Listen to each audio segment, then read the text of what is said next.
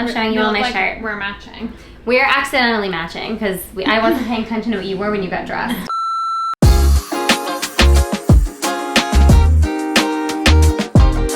So hello everyone and welcome to a new video. So we actually haven't posted a video in a few weeks, and that's not because we haven't filmed anything. It's just because we haven't been able to post what we filmed yet, basically. Yeah, that's hard to explain, but like that's the gist of it. Like you will be seeing videos come from us that like we've made like before making this video, but like they'll get posted at some point after this video. We just can't share yet, like Shanna said. But it is actually June right now, which means that it is Pride Month. Happy Pride, everyone. I don't think that we said that at the beginning of this video. No, I don't think we said Happy Pride Month, everyone. My shirt, I hope you like it. I thrifted this. Shanna found this shirt for me actually thrifting, and I was like, I love this shirt, and I've been trying to wear it all Pride Month, but we've been doing a lot of work things where I haven't been able to like 100% wear it. So let me know what you think about my shirt. It is June, it is Pride Month, and we decided to do a Pride Month Q&A, like a little catch up. So because I think the last time we did a Q&A was like in January, which was like 6 months ago at this point. So maybe some things have changed, you know, you never know. So we asked on our Instagram, we put a question box. I'm gonna read some of the questions that we got from my phone because I like screenshotted them. So one of the questions we got was, what do you like most about Pride Month? Something that I love about Pride Month is just that like you're there with community, and you just like, it makes my heart so full to be in spaces where like my entire community is there. Being able to be like out there with our community and like feel that, I think is really more important than ever. And also I feel like, I mean, you guys already know the story of how we met. You guys all know that we met at Pride. So I think Pride to us always feels like an anniversary of sorts because we met at Pride. So I also love that like Pride, or New York City Pride in general, kind of feels like our anniversary to some extent. It does. Like whenever we go to NYC Pride, it just feels like, okay, this is our anniversary. And this year it's our 10 year well, of when we met. Of when we met, not when which is crazy. First started dating, because you already know the story of how we met. We'll make sure to link it below in case for some reason you come across this video and you don't know the story of how we met. But for those of you who have been subscribed to our channel for a while and know the story of how we met, know that we met at Pride, know that we didn't start dating immediately right away, basically. So one of the other questions we got was best places in the USA for LGBT travel. So I think we made a YouTube video about this a few months ago, but I think we did like all over like the world, like our favorite countries around the world for LGBT travel. Yeah, I don't think we did any US when we made that video. We just were like, it's a little bit of a weird time for the US. Like, and things are constantly changing. Like we could say right now that somewhere is a good place to go for queer travel in the US, and that could not be true in a few months. So obviously, take this with a grain of salt of when you're watching this video. But I will say like some places that are just like tried and true LGBTQ like safe havens are definitely like P-Town or Provincetown in Massachusetts, Palm Springs in California, and there's so many other places in the US that we've been to that we have loved and had a great experience. I think the best place to check all that out would be like our blog. So if you go to 27travels.com and then you click like the USA section, you can just like read through our blog posts for the USA to see some of our favorite places that we've been. Someone else asked, my girlfriend and I are planning to go on a holiday. Any recommendations? Yeah, tons of recommendations. I feel like it just really depends on what kind of trip you like to go on. Yeah, that is the main thing. I think that people always ask Shanna and I for recommendations, but they don't specify like anything about the trip, like, or what kind of like vibe they want. And we're like, we've traveled to a lot of places. Like, it just depends on what you want out of a place. I feel like maybe we could say a few of our like tried and true, love going there kind of places. Yeah, like I feel like if you love a beach destination, I mean, obviously you all know we're gonna recommend Curacao in the Caribbean. I feel like if you want like a European beach destination, you can go to the Greek islands like Paros, Santorini, Naxos, etc. Or you can go to like Ibiza or Majorca. Like we loved all of those places in terms 100%. of like beach kind of vibes. We went to Thailand recently and loved it. Anytime we've gone to South Africa, that's kind of an expensive trip, so that might not be like... That's maybe more like a honeymoon kind of vibe, but just know that like we love South Africa so much. Like we tell everyone to go there. Yeah, literally. We have done Finland and Sweden both and loved both of them. Those are like a little like cooler temperatures, but like it depends on the time of year. Yeah, or if you like a city trip, you know, so like, I mean, we love going on city, like, you know, vacation. So if you want more of a city trip, like, you know, those countries like Helsinki, Stockholm, Malmo are all great cities that you can go and explore. And Copenhagen is really close to Malmo, so you can like get a little like Nordic country vibe there. So I guess totally depends on what you want. Feel free to like, if you are the person that sent in this question, DM us with like maybe more details and we can give like more like specified recommendations. But like, I feel like this summer for Shanna and I, we're actually going to like a few new places for us. So maybe these recommendations will change a little over time here. Next question, do you both want or plan to have kids? So this is a question that we get asked a lot. I feel like for us, like we're not saying no, but we're also not saying like yes or right now. I think we're kind of, definitely not right now, but I feel like in the future, we're kind of like, we don't know.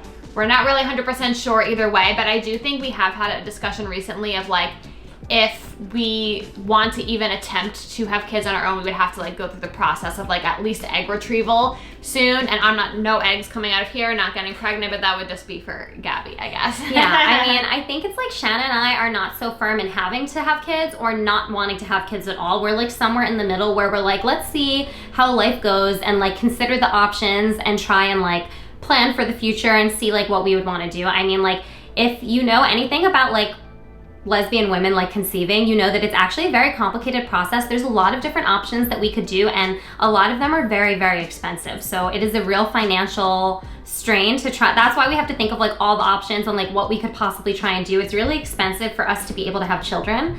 So that's just something to be considered in the process. So I'm not saying we do or don't want to have kids. Like I said, we might have kids, we might not. It has to make sense in the time of our lives. We have to be financially able to go through the whole process. I just wanted to give a little bit of insight into that in case like you're a queer person looking to have kids or you know nothing about queer people being able to have kids. It is more complicated than just like a hetero couple being like, let's just have kids. Yeah. Like, it is more complicated and there's a lot more in the process, and it's something you really have to put a lot of thought into in your life, and like what is it that you want, or like what is it that we want as a couple, and like are we able to make that happen? So yeah, that's some insight there. 100%. Okay, this one says, do you have conflicts/arguments and how do you resolve them? 1000%.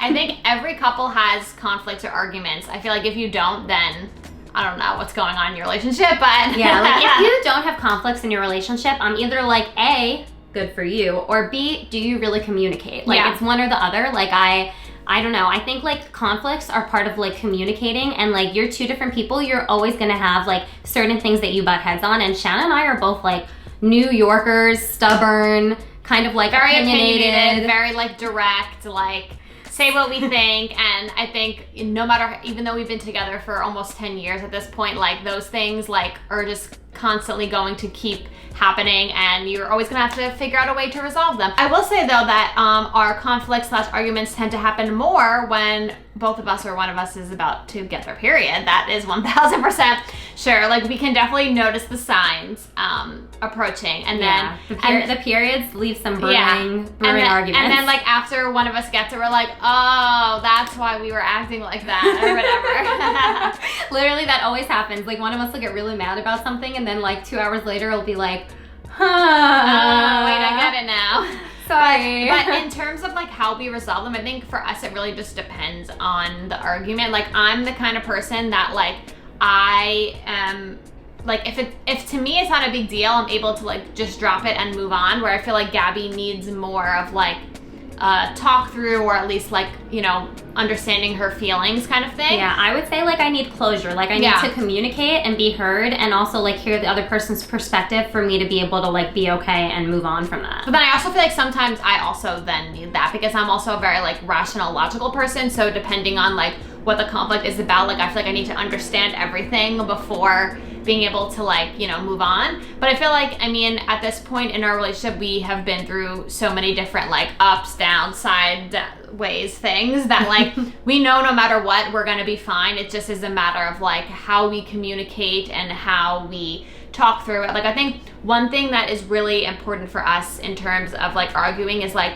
giving each other space, but then also at some point like coming together and like apologizing, because I feel like one thing that Gabby and I are both really bad at is like apologizing for what we have done to the other person, because we both think that we're right. Yeah. And we probably are both right in some ways, but I think you need to just like take your time, cool off, settle down, and then be like, okay, I'm actually sorry for this. I'm actually sorry for this. Great, then we can. Someone said, visiting Curacao during their Pride, any recommendations, tips, or advice?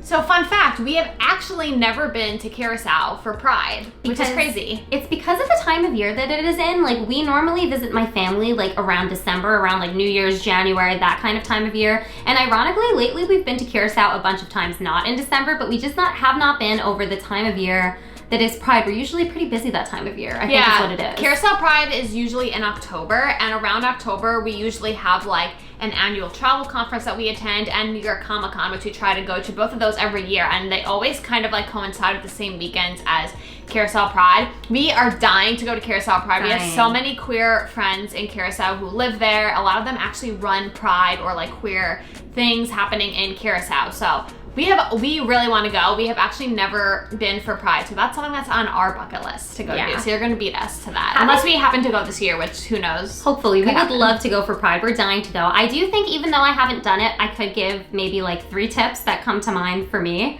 1, you should follow the Carousel Pride account. It does exist, and they like publish like events and things going on. All throughout the year, actually, not even just during Pride. Yeah, so all throughout the year. So like whether you're going for Pride or not, you should absolutely go and follow that account and like see what they're up to, what they're doing, what's happening in Carousel for Pride. That's tip number 1. Tip number 2 is you definitely have to go and check out Gay's Bar, which is like the gay bar in Carousel that we've made a video where we actually went there before. Yeah, I think it was maybe even in our YouTube video also when we went. This was like 2 years ago now at this point, but yeah. But it is such a cool bar, so I highly recommend that you go and check that out while you're there for Pride. And then 3, I think that the Carousel Pride like march goes over the bridge, so that would be my suggestion, maybe to stay somewhere in the city instead of like at a beach hotel far away. I would stay in either Qanda or Otrabanda just because I think you'll have really good access to Pride from one of those spots like within the city. So that would be my tips that I would probably try and do if we were going for Pride. Okay, this person asked, your fave WLW comedy/romance is with a happy ending. Oh, like books, movies? I don't know. They didn't. I'm assuming they mean movies, but I don't know. I think this is just really hard because most WLW relationships in movies or shows just don't have a happy ending. That's also, just how it goes. If you're watching this and you're an ally, I'm gonna say what WLW means. Like, it's a woman-loving woman. That is like what that stands for. Yeah, so like if you didn't know that, it could be like sapphic relationships, lesbian relationships, queer women, yeah. But I have to agree with Shanna on this one. I can give some examples of ones that I think are good, but I do think it's really hard because they kill off one of them. They always die, something tragic happens. If we're in a horror movie, we're like the second to go, literally. Yeah. So, and I feel like a lot of like WLW like books or movies tend to be very tragic. I also feel like a lot of times like the storyline in WLW, like, you know, movies where there is a WLW like characters, I feel like the storyline somehow always revolves around them being queer. It's like there's always some sort of like drama around them being queer, which I feel like is fine because that is like real life. Also, it's like been done a billion, zillion, trillion times boring. Before. It's so boring. I love Imagine Me and You, the movie. I think that one is so good. I think it ends really cute. But I'm a Cheerleader is like one of the first movies that ever made me like realize that like, oh, I think I'm gay. And that does kind of end happily. So I mean, in my opinion, it ends really happily. So that's one that I would also say. And in terms of books, like all the like Ashley Herring Blake books, like I feel like all end happily and are like really decent representation. So I would say that. This is a show that Gabby and I loved, and I feel like this one had nothing to do with being queer. The characters just happened to be queer. Deadlock on Amazon Prime. So good. So good. I feel like it's more of like a comedy kind of like cop show, you know? But the characters are queer and like their storyline has nothing to do with them being queer, and they do a really good job like portraying like queer characters in the show, and both actresses are also queer in real life. Yeah. So I love that. I think that's the coolest thing about that show. Not only is it actually a great show, but like I think that like the people playing queer characters are actually queer in real life is just so cool, and I feel like it's rare that people actually do that or are able to do that, but like in this case, it's an Australian show and it is done so well. Like it is hilarious and it's amazing. You have to watch it. It's amazing. Okay, another question we got was, how many prides have you been to all over the world? That is so interesting. We recently just went to a pride somewhere, which we cannot share with you yet, but I'll count that as one. Yeah, so I feel like within the US, we've done New York Pride, we went to Honolulu Pride. Is there anywhere else in the US? Well, we're doing one this week. This week, that's a different US city. We've also been to Pride in Los Cabos, Mexico. We've obviously been to World Pride when it was in Sydney, Australia. Also Japan. Japan. I was just trying, my head was like, I think I've done more prides than this. We've done like 2 prides in Japan. Yeah. But like, for example, like Los Cabos Pride, it was like at night, and like maybe there wasn't like a ton of people out, but like the people who were there supporting, it was like they were so excited, so happy. In Japan, they like don't even like close the streets. Like the cars are like driving next to you while you're like marching in the parade, which is like so crazy. Like everything continues as normal. Like, I mean, I think like what Shanna's saying is that it's just really cool to get to experience Pride in different places. It's so different depending on where you are in the world, and sometimes in certain places it's even more important because you can tell the people coming out for it like really need it even more than maybe we need it here like in New York. So I don't know, the experience everywhere is just super different.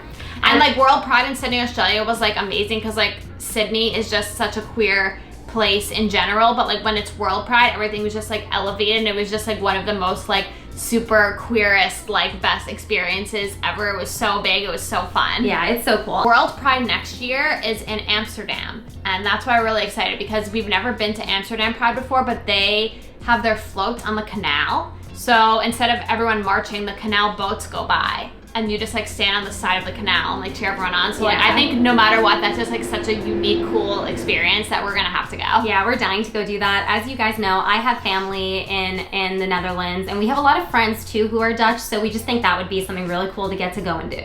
Okay, last question. What are your plans for Pride this year?